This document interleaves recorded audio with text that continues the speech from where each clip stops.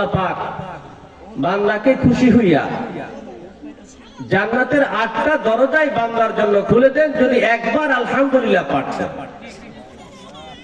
এই যে সুবহানাল্লাহ বললেন, সুবহানাল্লাহর বিনিময় কি? নবী করিম সাল্লাল্লাহু আলাইহি ওয়াসাল্লাম ইরশাদ করেছেন, সাকিলাতান আলাল মিজান খাফিফাতান আলাল লিসান। আমার নবী ঘোষণা করেছেন, এই যে সুবহানাল্লাহ, আল্লাহর কোন বান্দা যদি জবান দিয়ে একবার সুবহানাল্লাহ পাঠ করে, সুবহানাল্লাহ বলা অতি সহজ, অতি সহজ, কিন্তু সুবহানাল্লাহর নেকের পাল্লা এমন ভারী তামাম পৃথিবীর যত ফাঁকা জায়গা আছে সকল ফাঁকা জায়গাটুকুন আমার আল্লাহ এই বান্দার আমল নামায় নেক দিয়া ভরপুর করে দেয়। এই জন্য বেশি বেশি শুকরিয়া আদায় করতে হবে। কি বলেন ভাই? দেখবেন আল্লাহ পাক রব্বুল আলামিন শুকরিয়া আদায় করার জন্য কোরআনে কারিমে ঘোষণা করেছেন। আল্লাহ বলেন, লাইন শাকারতুম লাযিদান্নাকুম ওয়া লাইন কাফারতুম ইন্না আযাবি লাশাদীদ। আমার আল্লাহ কোরআনে পাকে ঘোষণা করেছেন, বান্দা আমি দুনিয়াতে তোমারে পাঠাইলাম, অসংখ্য নিয়ামত রাজি তোমারে আমি আল্লাহ দান করলাম।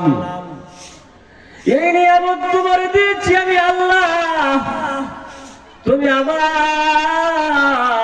প্রশংসা করবে, আমার গুণগান গাইবে, আমার ইবাদত করবে রে বান্দা। তোমার এই নিয়ামত দেওয়ার পরে যদি তুমি শুকরিয়া আদায় করো, আমি আল্লাহ তোমাকে আরো নিয়ামত বাড়ায়া দেব। আর যদি শুকরিয়া আদায় না করো রে বান্দা, শুকরিয়া আদায় যদি না করো, তোমাকে আমি দুনিয়াতে আযাব দেব, আখিরাতের আযাব তো অবশিষ্ট আছে।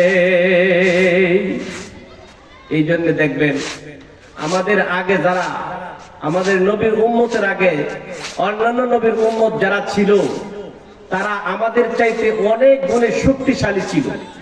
10টা মানুষের শক্তি তাদের গায়ে ছিল, কিন্তু আল্লাহ তাআলা কাউকে জমিন উল্টায়া দিয়া তাদের বিচার করছে, কাউরে বাতাসের সাথে আশ্রয়া তুফানের সাথে মিশাইয়া তাদেরকে আল্লাহ বিচার করছে।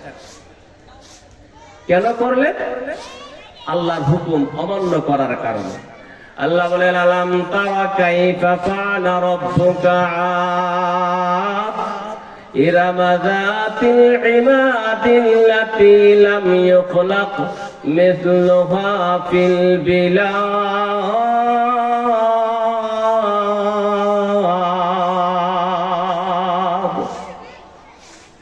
আমার আল্লাহ বলেন, বান্দা তোমারে আমি নিয়ামত দিলাম, তুমি বখিলামি করলা। নিয়ামত দিলাম, কৃপণতা করলাম। বান্দারে আমি আল্লাহ তোমারে এত নিয়ামত দিলাম, তোমার মায়ের পেটে যখন তুমি ছিলা তখনও তুমি সেখানে জীবিত। ও বান্দা,